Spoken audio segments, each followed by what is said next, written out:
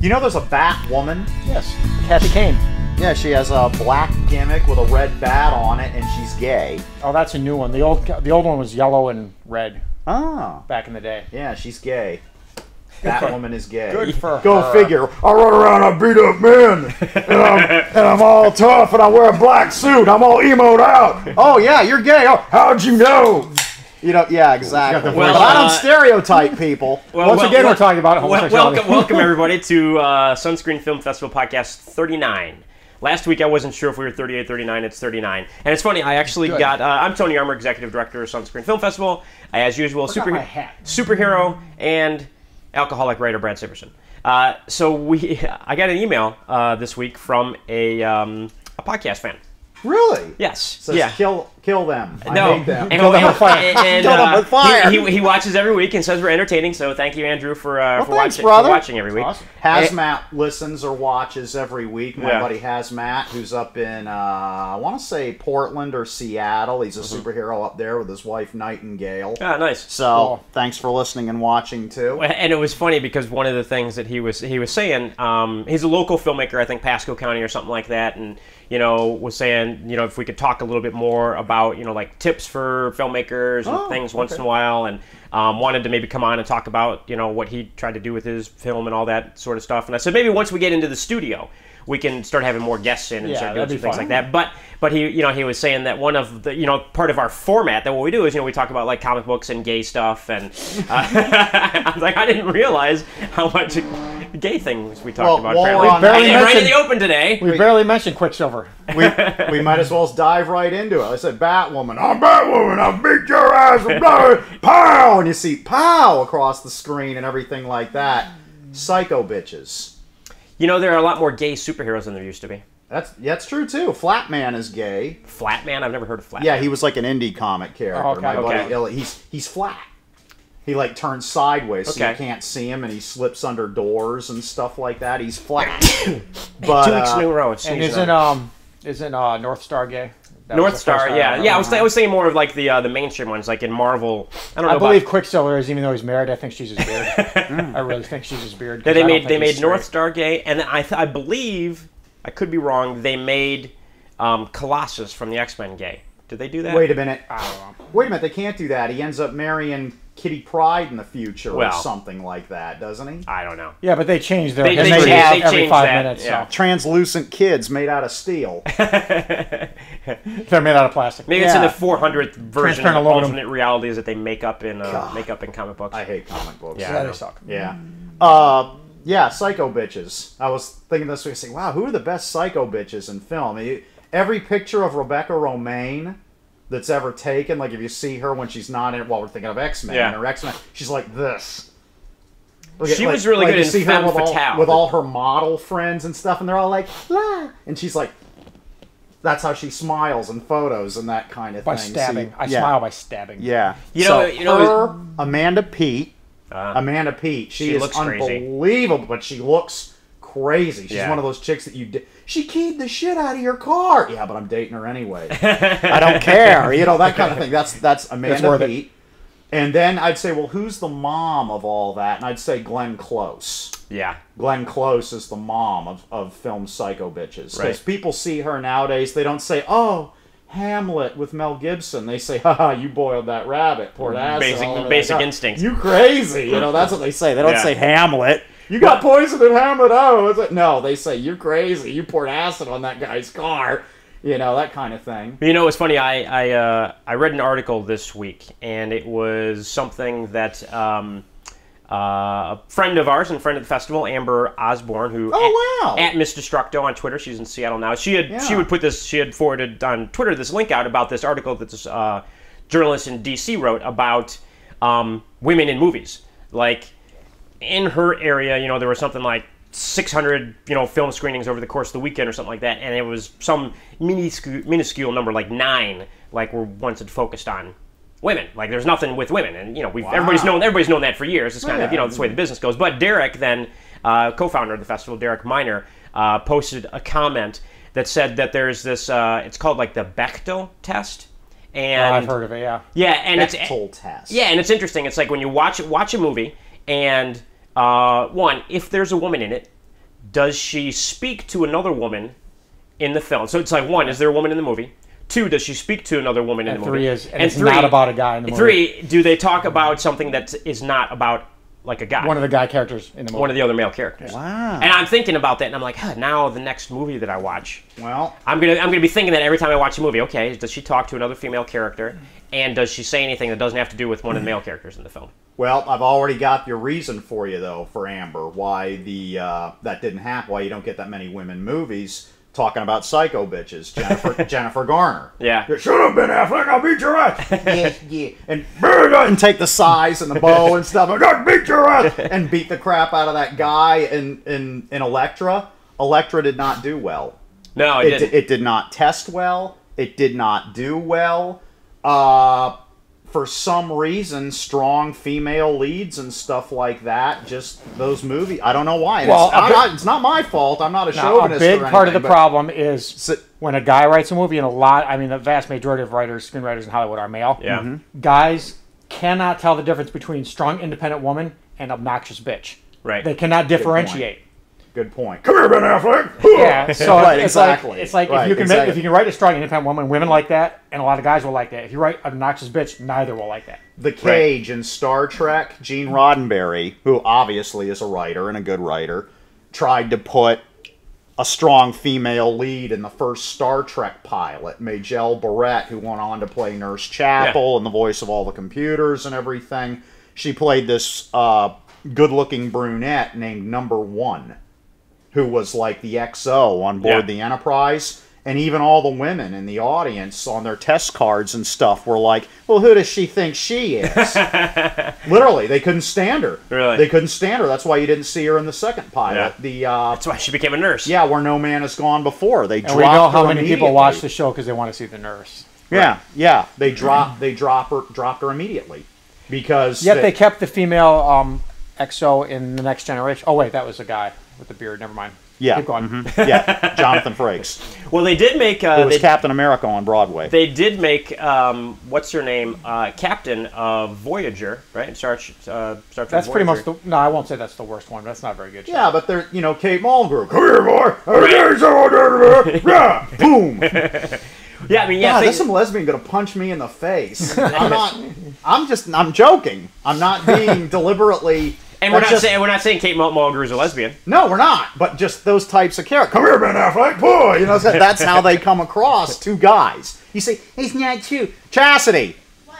Do you view a strong female lead in a movie? Do you view her as like a butchy... Or do you think that, oh, well, that's great. They got a strong female lead. I think it's great. In fact, a lot of times, if there is no female lead in a movie, or if there's like, the same goes with cartoons and everything like that. When I was a kid, I wouldn't have any interest in watching it. Well, really? You can't really hear it because this is coming from off camera, but the female voice from off camera says that she enjoys watching a film more if there's a strong female co-star or lead. Right. Did you enjoy Elektra? Even in cartoons, wants to see a female identifiable character. I never saw Elektra, so I really can't judge. Did you enjoy Alias? I never watched that show either. Okay. But a lot of female, just in general, a lot of female lead films. You know what's interesting is... and the same goes as in Tony, I know, and I've had this conversation before, like G.I. Joe, when I was a little kid. We, little girls, tended to like... If you're going to talk, you need to come in and be near the microphone because we can't hear you. Come on in, sweetheart. No, I'm not going to come in. So she doesn't have any makeup on, so she's not going to come in and sit near the microphone. But what she's saying is that she, even as a kid and she watched the G.I. Joe cartoon, she wanted to see a female character in there that she could identify with. So same thing if she's watching Thundercats. I like Lady J. Like that, Major Baroness, whatever. Baroness. Yeah, Baroness. But I think that's different from having there's a woman. She-Ra tanked. Yeah. The new Wonder Woman pilot tanked. Yeah. But Linda Carter is totally over with the crowd. Yeah, everyone loves Linda Carter. They can't get enough. She shows up now in Superhero and that High. That show did great. That show did really well. The Wonder Woman show in the 70s I want to say 3 great. years. Yeah, 3 seasons. Yeah, so she's over with the crowd. Yeah, I think it's kind of, it can be hit or miss. There was that movie that came out a couple years ago called Sucker Punch, and it was, you know, hot chicks doing karate and action and, you know, sci-fi kind of thing. Yeah. And it didn't do really well. I thought it was going to be like a big hit. It was, you know, very like kind of like a 300 meets, right. you know, whatever, with chicks in schoolgirl outfits kicking butt. Yeah, it sounds good. It was sort of like live action anime. Sounds like a fortune to be made to me. Yeah, and it didn't, but it didn't do well. And that's another thing too, kind of throw in, is that there is you can obviously tell. So she's saying, action-packed movie where a woman is scantily dressed, that it's more for men's. right. You know, So what you can't hear on camera really that well is what she's saying is, give her a mic. I know, that's what I said. If you're gonna talk, come in. but We need to have a remote. Yes. Remote strong, stick. if it's a strong, intelligent, Chastity, if you're gonna talk, you have to come in and sit down and talk. I'm If just other, talking through you. I know, but you can't because we can't hear you. The audience can't hear you. We actually see have, you. for once, have a chick. She wants to, I know, but she has to sit down after you have to come in here Why and don't talk. you give her your mic? Give her your mic for a You minute. know what I'm trying to do. I know what you're saying. Like that. But if Here, I'll stand over here. The camera can focus on you two clowns, and if you want to hear, you'll hear the voice of a woman. There we go.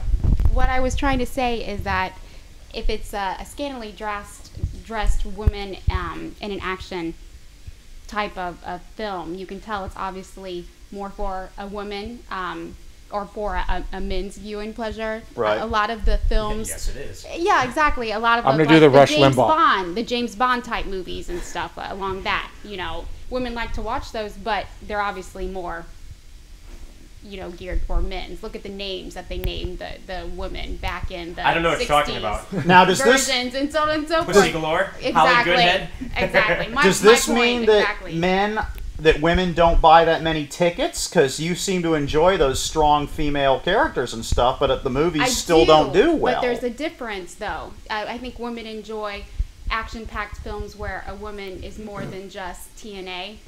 Really? Huh. Who'd have thunk? Yeah, who'd have thunk? Who would have thought? Exactly. All right, well, there you go. The voice from the peanut gallery. Huh. So, but you don't get. But you know what? There's a difference So too. women enjoy the strong female lead characters, and we see them as, come here, I'll take a full picture, smoking a cigar and beating up Ben Affleck. Yeah, but write a good one, and people like the Buffy the Vampire Slayer. Guys like that shit. Oh, yeah. good point. That's And they probably, like that movie too. But that one was of the more of an best examples. ensemble. Yeah, but Yeah. she but held it together. focused on her specifically. Yeah. And there's always a lot of talk, you know, in the And industry. there were other strong female characters in that show too. There was the bad Vampire Slayer. Yeah. Who beat guys up all the time. There was the Faith. the big bad guys, the girl out completely manipulating, controlled the guy, not in a brutish way, but just, you know, emotionally. Well, and that was, you know, that was a show. There's a woman who gets away with it, and I can't think of her name off the top of my head, but she's in everything. She was in Buffy the Vampire Slayer. She ran around with a crossbow. Then she was the sergeant in Firefly. Now she's got her own show where she's the head of a law firm.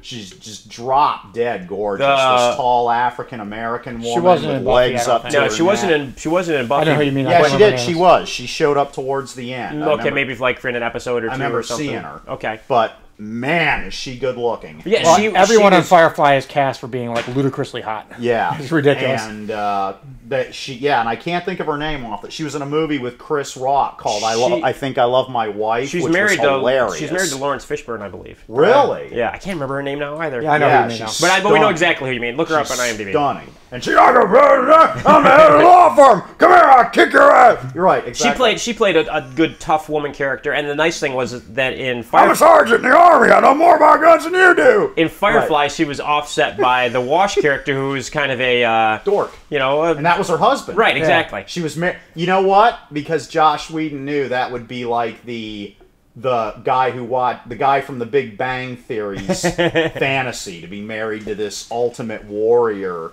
of a woman type of thing. And people always ask him in interviews, you know, how and why he's able to write strong female characters so well. And he's raised by his mother. He had a father, but he was raised, you know, divorced family with the mother or whatever. Really? And she was like a devout feminist kind Wow. of thing. So he was raised, you know, like this, you know, strong woman feminist family. And so, of course, you know, he can write women well. One of the few males who actually can. Yeah. Yeah. Now, women can write men well. Didn't a woman write Point Break? Yes. No, a woman directed it. Directed, yeah. Catherine Bigelow, who also directed Hurt Locker, won an Oscar for that. Which Point Break wouldn't have been any good if a guy had directed it. Good point. Yeah, no, because the guy couldn't have gotten the passion among enemies part. Yeah, it would have been flat. Right. Yeah, no, Point Break's great. That's one of those movies, and if you're flipping around and it comes on, you're just like, oh, Point Break. The thing is, you can plug into any second, watch a few minutes of it, and it's good. The whole thing's good. Yeah, exactly. There's no dead time. Yeah, you could come in at 10, 20, 40 minutes in, it doesn't matter. You just pick it up and just watch it from there. Huh. Well, let's see. What did I say? Glenn Close was the mother of Psycho Bitches. And then you got to go back. I would think that Bette Davis is like the grand mal of Psycho Bitches. Yeah. She did this movie called Saving or Whatever Happened to Baby Jane. Right. That movie was ruthless. Torturing this woman in a wheelchair. Yeah, exactly. And if you can find a trailer for that. Yeah. So yeah, I think that she's the grand mal of it, of being. Yeah, that kicked off a whole old crazy women subgenre for a while there. Really? Yeah. You ever see Who Slew Auntie Roo or there's a whole bunch of them. Wow. Was Bette Davis considered hot back in the day? She was really good looking when she was young. Yeah. Because when I look at her, even when she's young, I just think she looks crazy. I think she looks like a bug. Yeah, I look at her. She looks like a bug. She got frizzy hair. She was considered pretty when she was young. Yeah, and she looked like a bug. Is that Bette Davis? That looks like Angela. That's Angela Lansbury. Oh, this is some tribute to Bette Davis. Wow. Thingamajigger. Yeah. I think I always thought because she had those like Bette Davis eyes. That's Cookie Monster eyes. I just call the song Cookie Monster. Bette Davis has Cookie Monster eyes. Yeah, that's hilarious. She has Bette Davis eyes, but Bette Davis has Cookie Monster eyes. But Bette Davis had them first. So. Did you hear for a while they were going to try and make Cookie Monster eat fruit? I swear to God, I'm not joking. That sounds familiar. I think I remember hearing something. Cookie Monster, he was good on the chewing, but not so good on the swallowing. Right. Yeah, I remember that. Yeah, exactly. But yeah, they were going to try and make him eat fruit. Can you imagine what a disaster that would have been? They would have had to get a new Cookie Monster every week. He'd be like, kiwis! And it would have been gushed all into his fur and everything like that. What is this? Then he wouldn't be Cookie Monster. I don't know. I kept trying to pull up some Bette Davis thing. It's not working. No, put in the one you mentioned. Now I forgot the name. That's all right. We're past Bette Davis now. We're moving on to Cookie Monster anyway. So. Cookie Monster. Cookie Monster. I can't stand Sesame Street now that it's become the Elmo show. There's just no point in watching it. My friend Zombo Dupree showed me a poster the other day. It was like off the cover of an old children's book where Cookie Monster is hanging onto the World Trade Centers. And he's taking bites out of them. Like he was Godzilla, or like he was King Kong or something. Yeah. That's hilarious. There's some Cookie Monster. Look at some green screen. We could actually... anything behind Cookie Monster. Anything. Yeah. See, Bette Davis has Cookie Monster eyes. Cookie Monster has Bette Davis eyes. Wasn't there a female Cookie Monster for a while there? She was pink and had eyelashes or something. Know. You're a little more up on your Sesame Street than I am, apparently. I don't know. In Canada, it's called Sesame Park. Really? Get Andrew to confirm that if he's here or if he shows I know some. I do remember when I was a little kid making frequent trips to Canada. Down here, they cut away to segments that are in Spanish. French, I assume. Up there, they cut away to segments that are in French. Well, if you're in... Depends on the part of Canada. If you're in British Columbia, I think I was in Toronto. But yeah, Toronto's and I saw they cut away to segments of French. Yeah. Now Toronto, the Eastern Canada makes sense because you've got Quebec, which is obviously French speaking. French Canada. There's how's the South Park song go?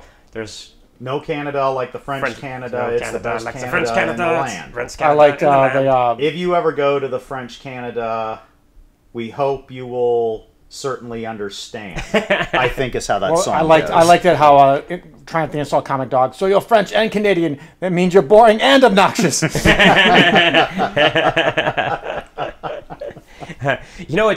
funny. This week or last week or something like that, Warner Brothers and Paramount made this really unique deal.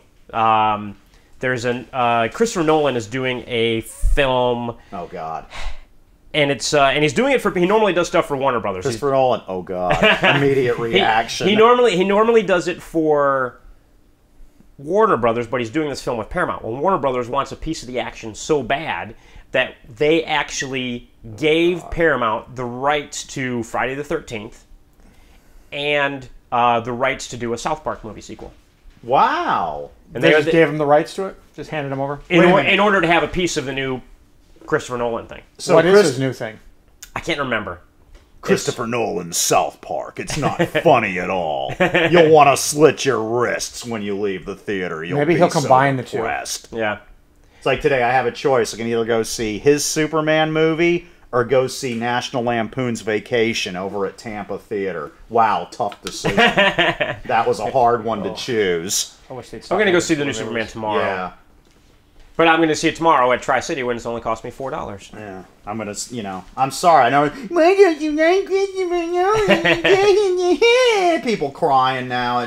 I don't want to slit my wrists when I leave a movie theater. I want to feel good about the experience that I had. I liked I liked the first two Batman movies that he did. I like the second one. The first one... I haven't seen any of them. The first one, like, you have it on in the green room at work or something, and it's in the background, and you're walking by, and you go back to work, and you come back 4 hours later, and he still hasn't become Batman yet. Yeah. And you go back to work, and you come out and get a drink later, and he's still not... You're like, Jesus Christ! When is he gonna become Batman? The Adventures of Bruce Wayne. He's around Yeah. Nothing kills a superhero movie worse than Origin. That's why I never watch the first movie in any superhero franchise anymore.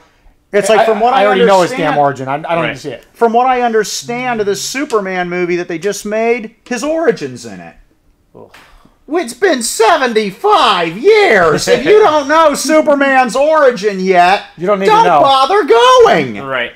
Don't bother going. He's from Krypton. He's an alien. He's from Krypton. He flew here in a rocket. His parents set him here. The planet blew up, or Brainiac took it over, whichever interpretation you care to watch.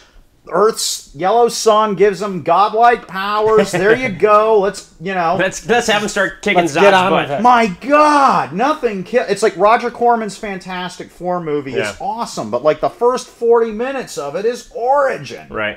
I like the Corman Fantastic Four. Yeah, it's way better. I just saw it about superior. 6 months ago. I just talked to Rebecca Staab a little while ago on Facebook, who plays Sue Storm in there. You talk about.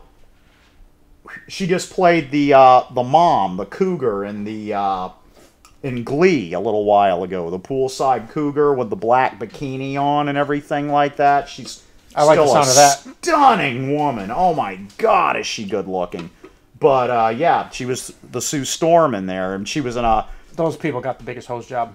Yeah. Well, Corman, if I remember correctly, Corman only made that movie. He never intended to release it. Yeah, to hold on to the rights. Oh, interesting. Yeah. But they told everybody that it was going to be a pilot for a TV series if it didn't go to theaters. Lied to everybody who worked on it. Here's a little clip, I think, from that movie. Really? Speaking of Corman, guess what I just saw this week that was actually pretty good? Death Race, the new one. Oh, the new one? I haven't seen it. Oh, it's good, really? And it's forgivable because Frankenstein in the very beginning gets killed and gets replaced by Jason Statham because the people that run the pay-per-views don't want anyone to know that Frankenstein is dead. And the original Frankenstein, you can't see his face because it's iron cast mask, is voiced by David Carradine. Oh, that's cool. That's cool. That's a nice touch. The second you do that, it's forgivable. It's now we can get over the fact that it's not the first movie. Right. Let's get on with it. And it was very good, very well paced, very well done. The Warden character was great. It was very enjoyable movie. Yeah, very enjoyable movie. I highly recommend Death Race 2000 Part 2 with Jason Statham, who wants to play Daredevil desperately while we're on the topic of Elektra. Yeah. And no one will let him. I even saw on Wikipedia that he goes around, please let me... Or I guess for him it would be, please let me play Daredevil. and no one will let him play Daredevil. I would never let anyone play Daredevil because he's the most boring superhero ever.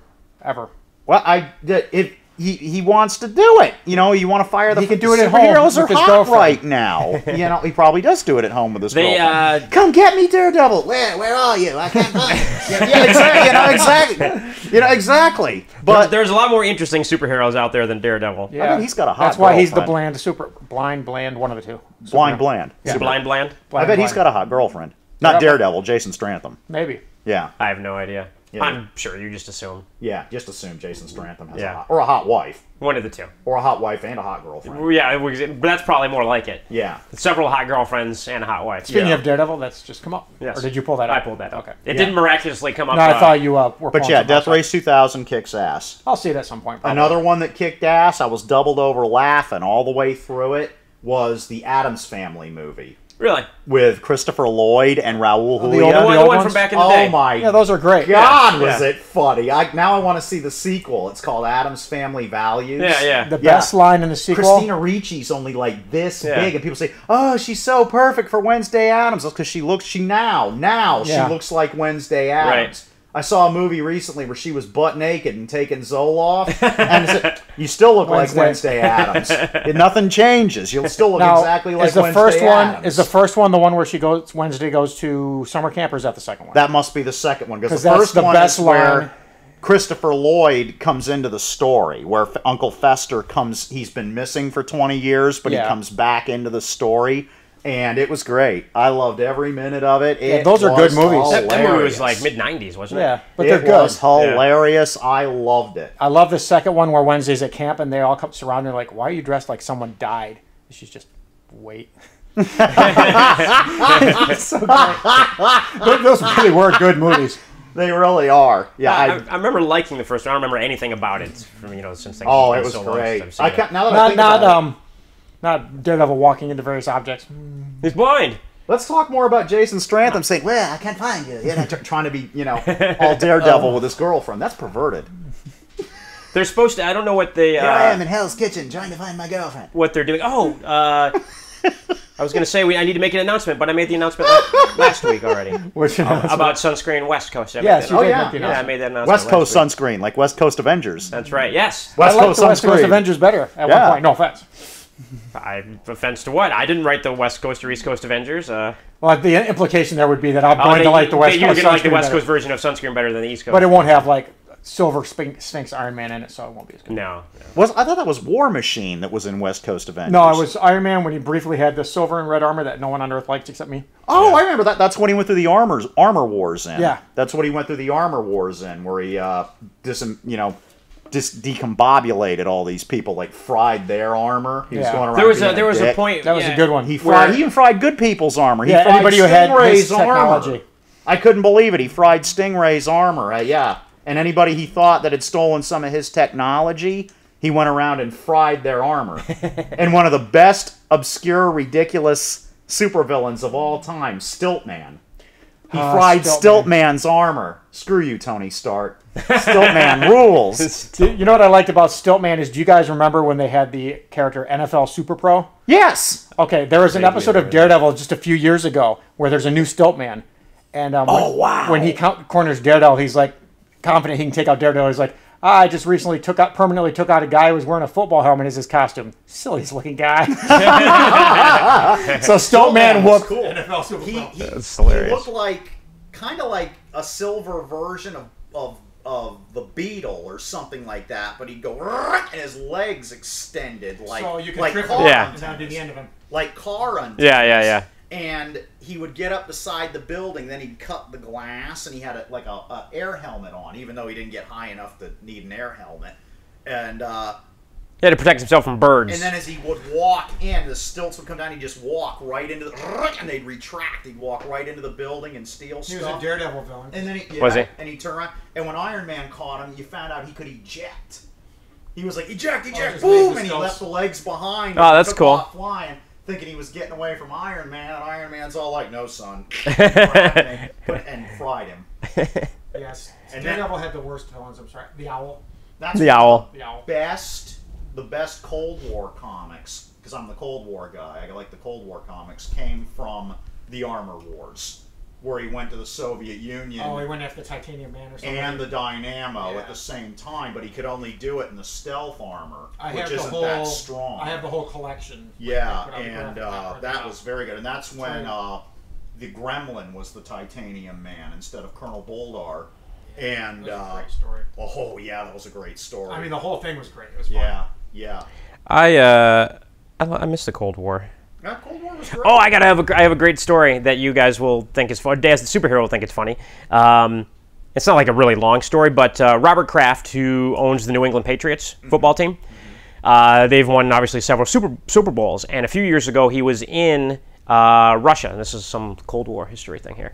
He was in Russia. They were in St. Petersburg, Russia, with some other businessmen, like on a thing or whatever. And he met Putin, Vladimir Putin. That if most people who watch things you don't know is the Russian president, then you should just turn this off. He's totally cool. Yeah. In Russia, president assassinate you.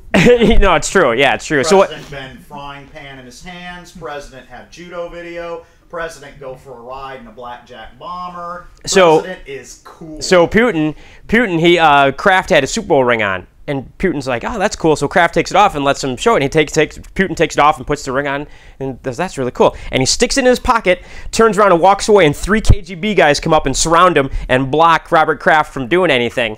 And he literally stole the owner of the Patriots Super Bowl ring. And it was during the Bush administration, and the Bush administration told Kraft, they're like, look, just say you gave it to him as a gift, okay? We don't want to piss him off because we're trying to, get some good relations and stuff going here. And so he just... Is that some kind of Russian custom where if you hand somebody something, it's theirs? No, I think he was just being a dick. Because he's Putin. He's like, I'm Putin. I'm taking your Super Bowl ring because it's cool and it's mine. And he literally sticks in his pocket and walks away. And well, not to mention, you're this guy that owns a football team. Get another one.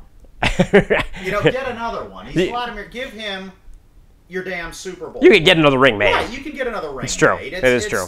You're doing international relations. It's amazing Putin even knew what football was or cared. Yeah, I think it was just hilarious that he just took it, and the KGB came and was like, he's taking your ring. That's awesome. Wow. Well, there's not a KGB anymore. Now it's just the mob. Yeah. His mobsters came behind him and sequestered him off from the guy that owned the Super Bowl. Yeah.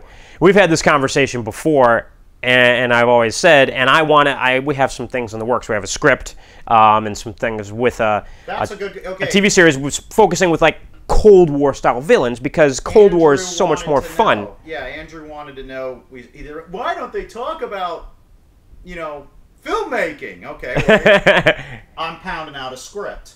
It's almost a guaranteed sell. I've already been told what it needs to be and exactly what it needs to be in order to get made and to get sold, so I got an inside track on it, so I'm pounding out a script. I'm doing about 5 pages a day, and I'm like, at the end of 5 pages a day, I'm like, God damn, because you get the juices going and everything, and you're thinking, you're walking around, you're like, what do I do? How is this going to lead? How will this lead back to the story later? Everything like that. Now 5 pages a day. Then I realized, is 5 pages a day good? Because I've written scripts before. I've written a pilot that got made and everything like that, but it was only 22 pages. It was more like a treatment than a script. I did it on Word. Now I use Celtics, which I'm having fun with. Yeah, you like that? Yeah. And, but I was like, so I had to ask around. I asked people that had mass comm degrees and that have written other things, and well, you'd be a person to ask today. Is 5 pages a day good? Because I don't want people to say, oh, I suck, I only do 5 pages a day. And then someone says, wow, you do 5 pages a day? Religiously, 5 pages a day. It's different for everybody. Yeah. Really? I do. I mean, there was Stephen King in one of his books, or maybe it wasn't him, but some book about writing I read. He talked about an author who had a day job. He worked for the post office or something. Every day he got up an hour and a half before work, and he sat down and he wrote for exactly 1 hour. And he wrote thrillers, just cheesy thrillers. Yeah. Mm-hmm. And he wrote, and if he finished at 5 minutes to 8 before he had to leave for work, he'd write the end, put the next piece of paper, and write for 5 minutes, start the next book. And if he was in the middle of a sentence and it was time to go to work, he just stopped. He just wrote for exactly 1 hour every day. It's just worked for him. It was just his pace, All day. Yeah, I listened to. I mean, I'm sure if I had more of a deadline, I would stay up all night. No, but you know what? But if you don't have one, writing's it's a weird thing, and because I listened to a bunch of screenwriting podcasts. This guy Jeff Goldsmith, who does the Q&A, used to do a creative screenwriting podcast, and in every one, it's interesting because every one he asks the writer, well, what is your writing habit? What do you do? And it's all different. Like one guy will be like, I treat it like a job. I get up at 7 o'clock in the morning. I write until noon. I have lunch, and then I write until 3 o'clock. Then I go pick up the kids from school. And that's my job. That's how I write. Other guys are like, well, I stay up all night and write, or I only write from 10 to 2, whatever. It's different. There's a famous writer that you probably know who it is too. They only write standing up. Oh, that I don't know. Yeah. They can't sit down to write. They have to write standing up. But But anyways, not to mention the fact too, I know, like even last night, I was pounding this shit. I was, oh, it's great. This is great. This is great. I got him up to the point where, you know, it's about to all boil. You know, everything's leading up to the boil. And even that, I was like, okay, when I checked my page count at the end, it was 5 pages. Yeah. You know, I do 5 pages and then I walk away. But mathematically, that also lets me know it takes me 2 weeks to have a script. You'll have a script in 2 weeks. And so here's and it's interesting. So when's the script going to be done? 2 weeks. 2 weeks, and I can give you a deadline, and I'll tell you when it's going to be, and that's it. And you can hit it, which is almost more important than it is. And you know, and one of the things too is you know, when the big thing about people writing scripts, how many people out there have like half-written scripts or a third written, and then they quit and then they get busy. And when I was started a script, you know, a year and a half ago or whatever, I said the same thing. I was like, I'm going to write 5 pages a day and then stop. And I've just made myself find an hour and a half every single day and write 5 pages. And in a month, or less than a month, you've got a whole script, and then you can go back and tweak it and change it. But you've got once you get your first draft done, once you have the first draft, it's such a bulk of the work. It feels like it's done. Yeah, I already know mine's going to be so revised and reviewed. Sure, and everything but it ain't going to be by me. I'm just going to turn the. But you know what? Wait a minute! I didn't write the Russian ballet into this. You know. But you know what? That's great because what it does is it makes it. Flock of bats come from. It makes it easier. You basically, you know, it's like.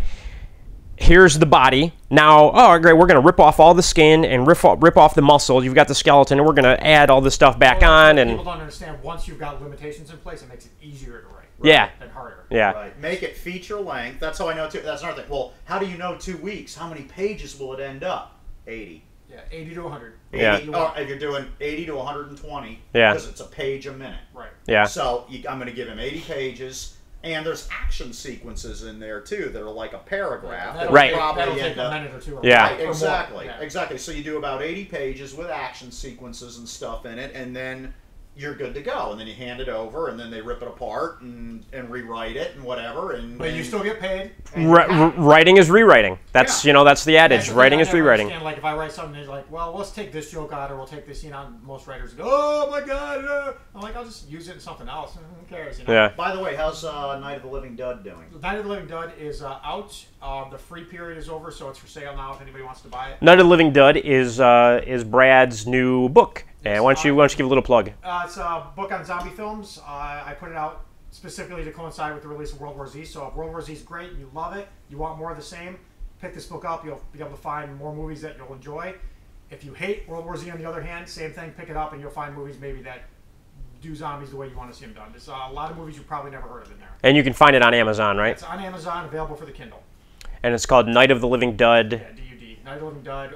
100 zombie movies you probably haven't seen. Did you know they're coming to Florida? Who? Amazon. Zombies? No. No, there's plenty of zombies already. Amazon. The company? Yeah. Aren't they based out of like Seattle or something? Yeah, they're going to be over in Riverview out there by Masson. Just like a warehouse or something, like a distribution center? Oh, that's cool. That makes sense. Do you know, actually, if there was a zombie outbreak, Florida's a good place to be? Bath salts? Well, because the zombies, and I noticed the book World War Z, which I'm sure the movie will be nothing like. My friend Jason Smith is a zombie expert. He knows the survival books, the books. He's read World War Z. He's probably bought your book already. He knows everything, the actors, the characters, why these two guys that are zombies in the background are in this film, even though they're background, because they wrote this one, which is probably on your list. Zombies in Florida rot quicker. Ah, of course, yeah, it's human. They cannot walk for as long. Your supplies go further, your ammo goes further.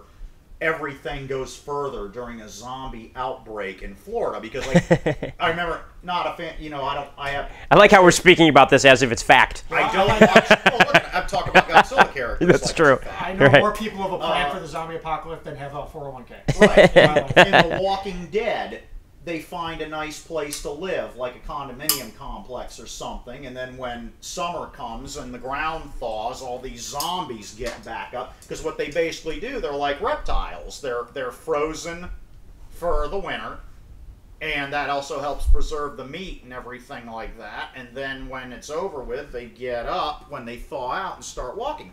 In Florida, they don't have that option, so they rot quicker. They rot, especially like right now. They'd be rotting on the vine out there. It's humid out. Carburetor on the vet tweaked tomorrow because we've had like a 15-degree. I've got that big air ram on there on top of a Holley carburetor, and the idle gets lumpy. Yeah. So I've got to take it and get the carburetor tweaked tomorrow, which is just one screw, and that'll have a nice smooth idle again.